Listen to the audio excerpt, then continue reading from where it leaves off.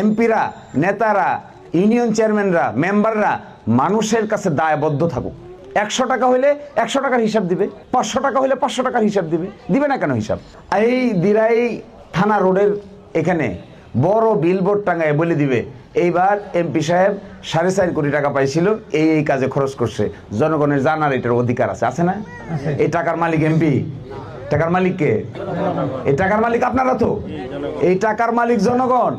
এই টাকাটার ট্যাক্স ধনী লোক ট্যাক্স দেয় তো। 100 টাকায় 33 টাকা পর্যন্ত ট্যাক্স দিতে হয়। যারা বেশি আয় করে, যারা ঢাকায় থাকে, ব্যবসা করে, 100 টাকা আয় করলে 33 টাকা সরকারকে দিতে হয়। তো 33 টাকা ঘুরে কই যায়? 33 টাকা ঘুরে তো আবার এই দিরাইয়ের যে রাস্তা হইতেছে এখানে তো 10 পয়সা আসে, এখানে তো 5 পয়সা আসে। তো এইটার জবাব থাকতে হবে না?